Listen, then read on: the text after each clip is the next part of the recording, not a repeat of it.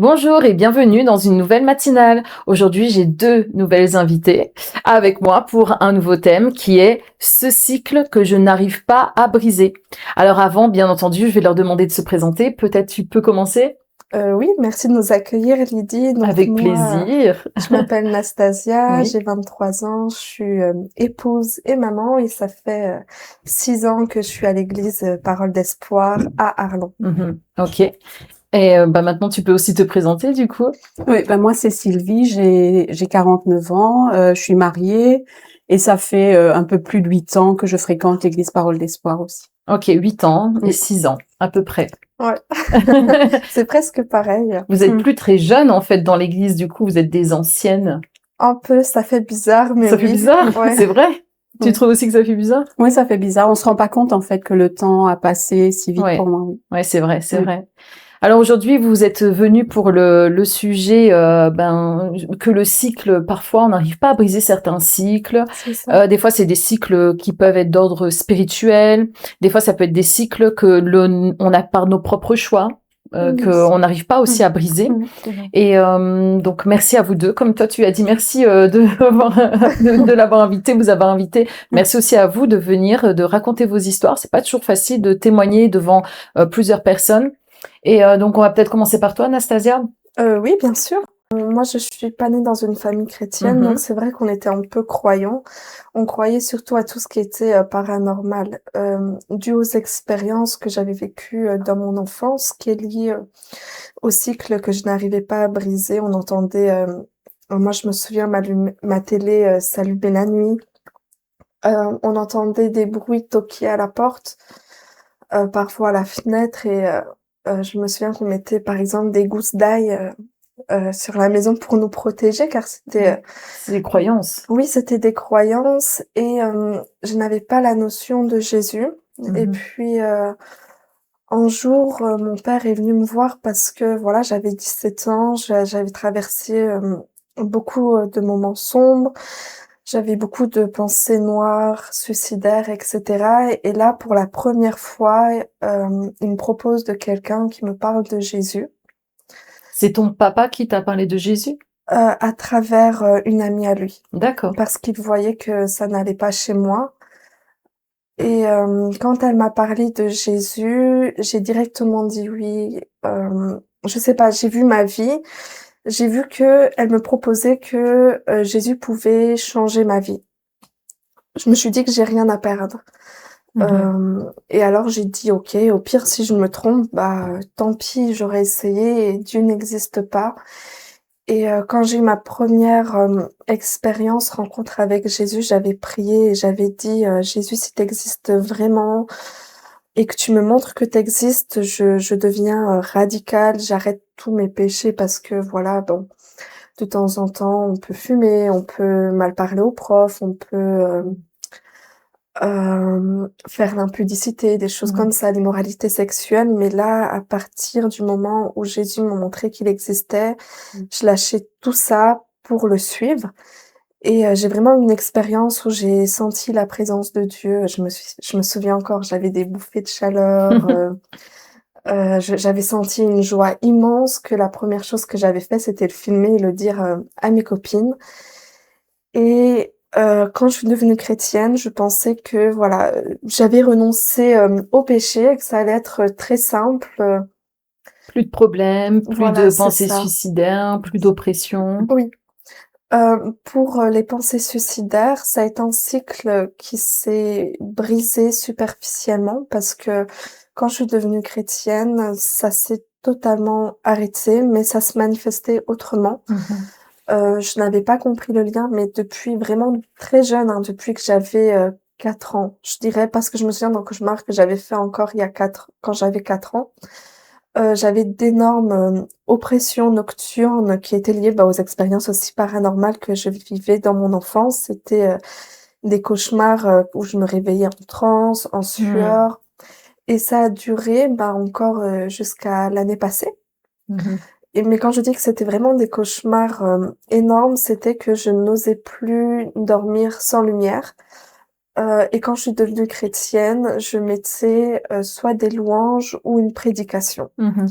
Parce que j'arrivais pas à dormir sans bruit, parce que dès que c'était le moment, de dormir, que j'éteignais la lampe, qu'il y avait plus de bruit, ça commençait avant même que, la peur de dormir commençait, avant C'était même. comme des angoisses avant de... Oui, c'était d'énormes angoisses et c'était des pensées, qui sont comme en engrenage, en fait, qui Ouais. s'enchaînaient un peu effet de boule de neige et qui prenaient place, en fait, comme si c'était réel. Et c'était la peur de ce que je vivais dans mes rêves, en fait. Parce que dans les rêves, soit je voyais, des morts, soit on m'attaquait, soit on m'abusait aussi. Et j'avais beau prier, même aller voir, je me souviens, j'allais voir les pasteurs, on avait prié 2-3 fois et ça ne cessait pas. Donc c'était vraiment ça, le cycle que je n'arrivais pas à À freiner. briser. Ouais, c'est ça. Ça a pris des années, en fait. Oui, jusqu'à l'année dernière, en fait, je n'avais pas la connaissance, de l'héritage spirituel Ok. et vu que moi, je m'étais dit dans ma famille, je savais pas j'avais entendu qu'il y avait des membres de ma famille, voilà, qui touchaient un peu à l'occultisme, mais je pensais que vu que moi j'étais devenue chrétienne, il n'y avait rien à Il y avait briser. rien à faire. Ouais. Ouais. Ok. Et on va revenir après, du coup, sur la suite, de voir un petit peu en avant-après. Et toi, en fait, Sylvie, c'est un peu comme Nastasia, en fait, c'est un cycle répétitif dû un peu à ta famille. Aujourd'hui, tu vis un peu la même chose que ta famille vivait avant, c'est ça? Oui. En fait, ce qu'il y a, c'est que moi aussi, j'ai pas été chrétienne tout de suite. Je suis quand même d'une famille catholique. On croyait en Dieu, mais on n'était pas vraiment pratiquants, comme on dit. Et donc, c'est quand je me suis mariée, que j'ai changé de pays, donc je me suis venue m'installer en Belgique. C'est là que j'ai rencontré des amis qui m'ont vraiment présenté Jésus, en fait. Et donc, et c'est par rapport à mon mariage que j'ai commencé à voir les cycles, parce que je les voyais pas avant, parce que j'étais toujours avec mes parents. Donc chez nous, ben voilà, tant qu'on n'est pas marié, on est chez les parents. Donc c'était naturel, en fait. Tout ce qui se passait pour moi, c'était normal, en fait. Et donc c'est vrai que quand je me suis mariée, ben c'est là que je me suis rendu compte par rapport à mon mari, ben qu'il y avait des choses que je répétais moi par rapport à mes parents et tout ça, que lui il n'avait pas l'habitude. Donc par rapport à, par exemple, s'il fallait prendre une grande décision, ben peut-être passer la nuit à essayer de trouver des solutions, à essayer de tourner tout dans tous les sens pour trouver une solution. Ben lui il me disait ben c'est pas nécessaire, c'est pas normal, en fait. Et donc c'est vrai que quelque part au début ça m'a un peu choquée, en fait, parce que j'ai l'impression qu'il s'intéressait pas, en fait. C'est parce que pour moi me soutenir, c'était une façon de dire ben je suis avec toi, on essaie de trouver de ruminer ça toute la nuit pour trouver une solution. Et du coup il me disait ben non, le problème sera là le lendemain, on va dormir. Oui, voilà, c'était exactement ça. Et donc en fait, tu te sentais un peu jugée peut-être par ton mari, en tout cas pas comprise. En fait. C'était ça, je comprenais pas. Du coup, sa réaction, pour moi, c'était. Et lui, tu comprenais pas. Oui, voilà, c'est ça. C'était pousser vraiment la réflexion au maximum pour trouver une solution. Et donc, ben là, j'ai commencé à me poser des questions, en fait, pour dire est-ce que c'est normal. Et donc, j'étais pas chrétienne non plus quand je me suis mariée. Donc, c'est après que je me suis convertie. Quelques temps après, donc 10 ans après mon mariage, en fait, que je me suis convertie. Et après, je me suis rendu compte que je répétais certaines choses, en fait, qui y avait dans ma famille.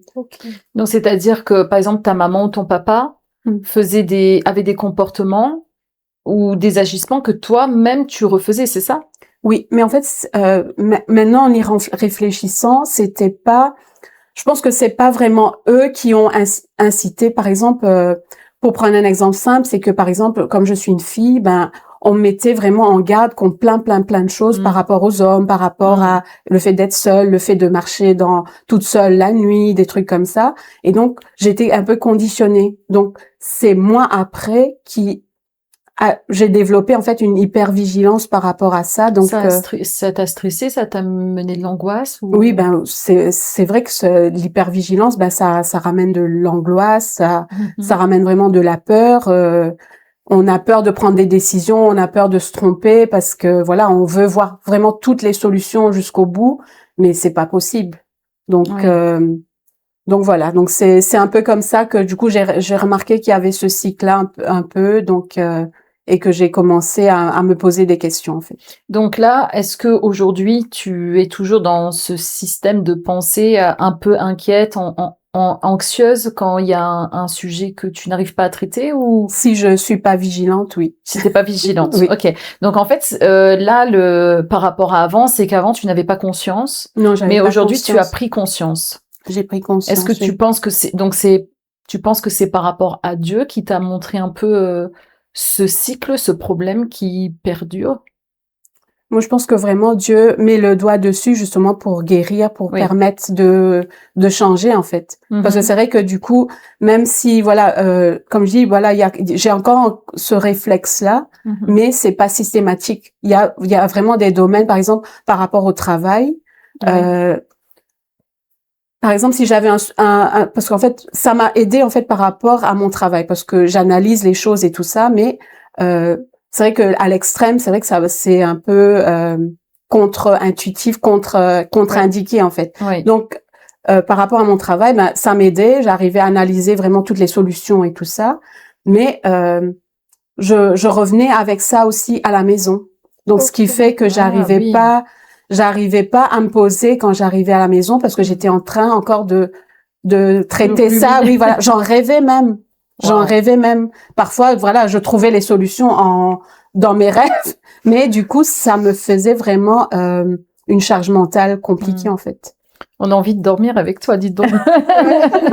Oui. Mais non, par rapport à ça, c'est vrai que du coup, je suis arrivée à me dire, voilà, quand je sors du travail, ben j'arrive à poser ce sujet-là. Et c'est bien. Donc voilà. Oui, t'as pris conscience en fait. Oui, j'ai pris conscience. Mais t'es toujours dans ce processus de liberté, enfin en tout cas d'être libre de ce côté-là.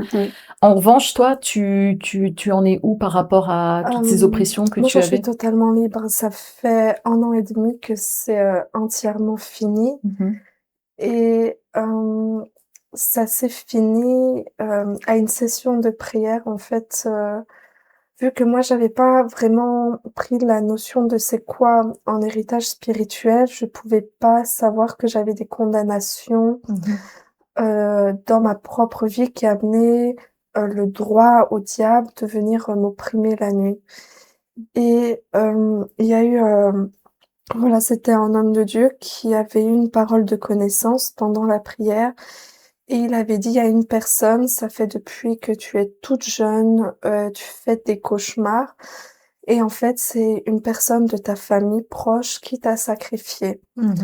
Et j'étais dévouée à la mort spirituelle et vu que parce qu'en fait, ce que j'ai pas dit, quand je suis devenue chrétienne, les cauchemars, ça s'est accentué fois 1000. Avant, j'en faisais peut-être 1 tous les 2 jours, ben là, j'en faisais peut-être 4 la nuit. Et je me réveillais, j'étais pas reposée et ça m'opprimait tellement que parfois j'avais peur de sortir de chez moi. Et c'est là que j'ai compris aussi toutes les pensées suicidaires que j'avais avant d'être chrétienne. C'était lié en fait à ce sacrifice spirituel. Et c'est vrai qu'avant que le pasteur, bon, il a été plus en détail, hein, mais avant qu'il prenne la parole pendant la prière, moi, j'avais eu une vision, donc j'avais vu ça vraiment flash. C'était comme si j'avais vu devant moi des images qui me montraient ce qu'il allait me dire. Et c'était vraiment une confirmation. Et puis on a prié, il a dit maintenant c'est fini. Et depuis que je suis rentrée chez moi, je n'ai plus jamais eu de cauchemar. Et je sais que tout sacrifice peut-être ou condamnation qu'il y a eu, parce qu'on peut pas savoir tout ce qu'on a fait sur nous, c'est impossible.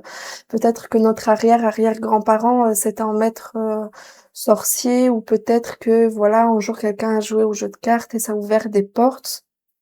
Donc moi, ce que j'ai fait, c'est que j'ai commencé à prier différemment face à d'autres cycles que j'ai remarqués dans la famille, en me disant: «Maintenant, je suis au courant que, le diable existe et qu'il a des droits, mais par Jésus, j'ai reçu quelque chose de nouveau».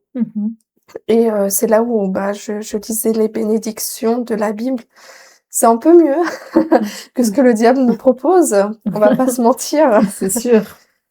Et depuis, c'est là que j'ai vraiment vu un changement et tous ces cycles brisés et tout ce qui était esprit de mort qui se manifestait différemment, c'était fini, quoi. Et maintenant, tu dors bien? Ah ouais, trop bien. Je m'endors, mais c'est vraiment pas pour rire. Parfois, on en rigole avec des sœurs. Je m'endors à 19h. Je peux dormir le lendemain jusqu'à 8h. Et je dors 19, super bien. 8 heures. Ouais, Ah, t'es comme pire qu'un bébé. ouais, je dors trop bien. Mais c'est trop bien. Ouais. Ouais, ouais. Enfin, c'est trop bien. Je sais pas pour ton mari, mais en tout cas, On n'a pas trop le choix. On peut pas divorcer. c'est la grâce de Dieu, chérie. Je dors trop bien. Et est-ce que tu fais encore des cauchemars, des fois des oppressions, d'esprit de mort ou des pensées suicidaires ou de ce Euh, côté-là, c'est pareil, c'est terminé? Tout ce qui est pensée suicidaire, c'est fini, pensée noire, etc. Et quand, bon, voilà, ça peut arriver, on a passé une journée stressée, tu fais un cauchemar. Mais quand c'est comme ça, je prends du temps de recul, je l'analyse pour voir est-ce que j'ai passé une journée stressante ou une Oui, mauvaise ça journée. arrive, bien Ça sûr. arrive. Et si ça arrive, je m'en souviens pas. Peut-être il y a 2-3 mois, c'est sûrement déjà arrivé que j'ai déjà fait un cauchemar. Je prie Mm. et je m'accroche à ce que la parole de Dieu me dit, que je suis quelqu'un de libre, en fait. Tout à fait. Et en fait, c'est ce que tu dis, ça rejoint un peu ce que tu dis, c'est-à-dire que toi, tu as pris conscience de ta liberté. En fait, tu as pris cette liberté Oui, le jour où tu as su, où tu c'est as pris ça. connaissance que mais il y a autre chose. Et toi, c'est la même chose. En fait, c'est comme si alors tu es en chemin pour cette liberté de briser ce cycle d'angoisse, d'incertitude et de stress aussi perpétuel. Mais pourquoi? Parce que tu es arrivé à une connaissance. Et C'est d'ailleurs, vrai. la Bible dit que mon peuple périt faute de connaissance. C'est vrai que je ne savais pas, en fait. Ou alors je n'avais pas cette notion-là du diable accusateur. Moi, je pensais que si je proclame le nom de Jésus ou juste si j'accepte de suivre Jésus, tout était fini. Mais je pense qu'il faut vraiment sonder qu'est-ce qui se passe dans ma famille, qui a répété et analyser, voir si c'est pas autre chose. Oui. Et toi, donc, du coup, Sylvie, c'est la même chose. En fait, c'est Dieu qui t'a aussi révélé que Oui. s'il y avait quelque chose de pas normal Oui. et que c'était ton mari qui avait raison Oui, finalement. c'est vrai, oui. Ouais. Oui, oui. Et qu'est-ce que tu voudrais nous partager peut-être Oui, quelque c'est vrai chose? que justement, du coup, c'est vrai que c'est avec le recul que je peux le dire en fait. J'ai vu aussi un autre cycle, c'était par rapport aux critiques en fait dans le couple. C'est j'avais tendance vraiment à mettre l'accent sur voilà ce qui n'a pas été fait, ce qui a été dit qui n'a pas été fait. J'avais vraiment un peu une accusation, comme tu dis, j'avais beaucoup d'accusations par rapport à ça. Et ça m'a rappelé aussi que du coup, c'est vrai que dans le milieu familial, c'était en fait pour inciter le changement, on mettait vraiment le doigt sur ce qui n'a pas été en fait. Okay. Donc on mettait le doigt sur ce qui n'a pas été, mais dans un but de faire progresser et tout ça. Mais c'est vrai que vraiment un peu détourné, ça peut aussi être de la critique. Si c'est pas constructif, si ça fait pas grandir les gens. Et c'est vrai que par rapport à la parole et tout ça, c'est vrai que j'ai pris conscience pour dire il faut que j'apprenne à parler la vie plutôt que la mort en fait. C'est vrai. Donc voilà, tout ce que je dis, si ça n'amène pas vraiment un truc positif, ça ne sert à rien. Donc ça, du coup, j'ai commencé aussi à le remarquer aussi par rapport à mon mari. Il me disait toujours, tu vois toujours ce que je fais pas, tu vois pas ce que je fais, par exemple. C'est Marie qui voit ça. Donc du coup, c'est vrai que du coup, je me disais, mais on se rend pas compte. Justement, voilà, c'est vraiment Dieu ouvre les yeux, mais pas pour accuser comme tu disais, mais vraiment pour nous donner une liberté par rapport à cela. Oui. Bah oui, parce que si on fait pas les choses différemment, on n'aura pas de résultats différents. Tout à fait. Et j'aimerais bien partager avec vous un verset de la Bible qui est dans Jean, chapitre 10 au verset 10, qui dit « Le voleur ne vient que pour dérober, égorger et détruire, mais moi je suis venu afin que les brebis aient la vie et qu'elles soient dans l'abondance. Je suis le bon berger », c'est Jésus qui parle, « Je suis le bon berger et le bon berger donne sa vie pour ses brebis. » Et j'aime beaucoup